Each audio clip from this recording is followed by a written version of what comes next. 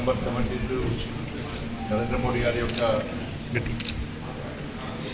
జన్మదినం సందర్భంగా ఆ రోజు నుంచి అక్టోబర్ 2 వరకు ఈ సేవాపక్షం పేరుతోని భారతీయ జనతా పార్టీ అనేక రకాల సేవా కార్యక్రమాలను నిర్వహిస్తున్నది. పరిపేట రక్తదాన శిబిరం కానీ ఇక్కడ అనేక సేవా కార్యక్రమాలు. దానిలో భాగంగానే అన్ని దేశవ్యాప్తంగా అన్ని ప్రధాన నగరాల్లో ఈ ఫోటో ఎగ్జిబిషన్ కార్యక్రమాన్ని పెట్టడం.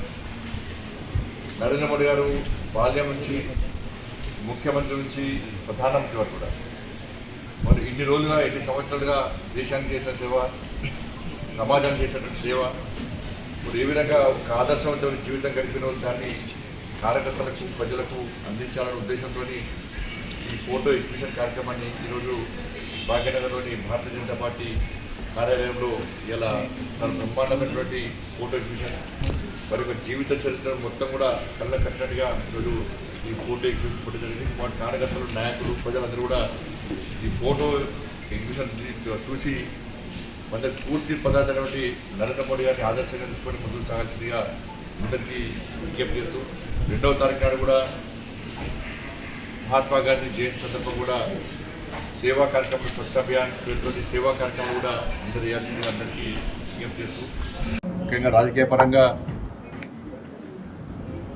తెలంగాణ రాష్ట్రంలో ఏ మారుమూల గ్రామంలోని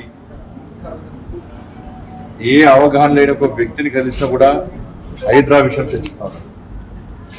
గ్రామ పంచాయతీ ఎక్కడైనా హైడ్రా విషయం చర్చిస్తూ ఉంటారు.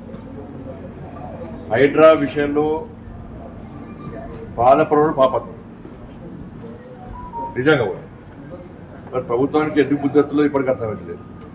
సోషల్ మీడియా ద్వారా ప్రత్యక్షంగా పరోక్షంగా ప్రజల నుంచి విమర్శలు వస్తున్నప్పుడు కూడా, ప్రజల నుంచి వ్యతిరేకత వస్తున్నప్పుడు కూడా ప్రభుత్వము అధికారులతో పత్రికా విలేకరుల సమావేశాలు పెట్టించి వార్నింగ్లు, హెచ్చరికలు జారీ చేసేటువంటి స్థాయికి దిగజాడం ఇంతకన్నా మూర్ఖత్వం ఇంకోటి కాదు.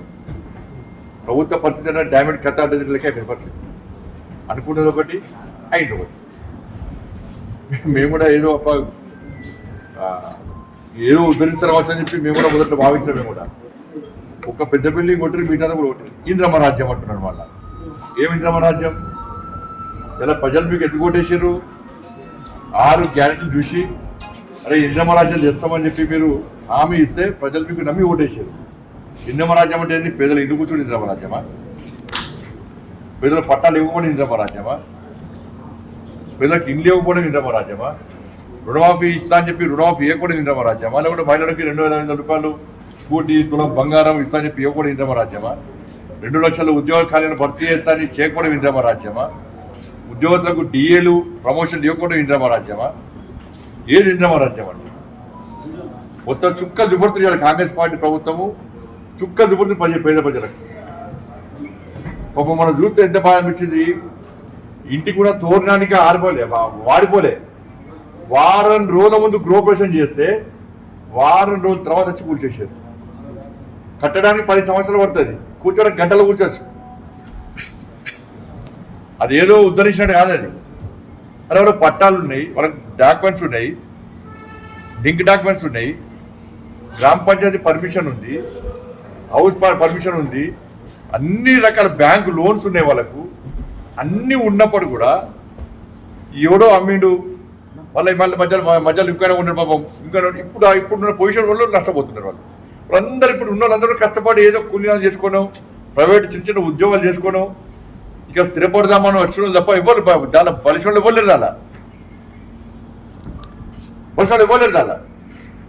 కిరాయికి ఉన్న వాళ్ళు కూడా రాత్రి చెప్పకుండా మొత్తం ఇల్లు కూల్చేస్తే వాళ్ళు ఏడుకోవాలి.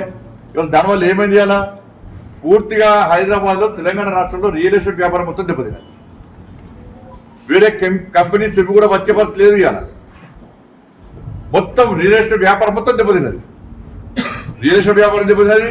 ఆర్థికంగా తెలంగాణ రాష్ట్రం పూర్తిగా అధోగతి పాలైపోయింది ఇవాళ ఈ హైదరాబాద్. ఇంత వ్యతిరేకత వస్తే ప్రభుత్వం కూడా సమీక్షించుకోవాలి. కనీసం దాని గురించి ఆలోచించకుండా ఇంకా ఏమో ఉద్ధరించాలని చెప్పి, ఏమో ఉద్ధరిస్తామని చెప్పి ఇంత ప్రజా వ్యతిరేకత ఉన్నప్పుడు కూడా మొండి వైఖరితో ఇంకా ముందుకు సాగుతా ఉండడం ఇది మంచి పద్ధతి కాదు. భారతీయ జనతా పార్టీ దీన్ని పూర్తిగా వ్యతిరేకిస్తున్నారు. అసలైన తొలి వెలుగు Follow WhatsApp at Toli Velugu Official.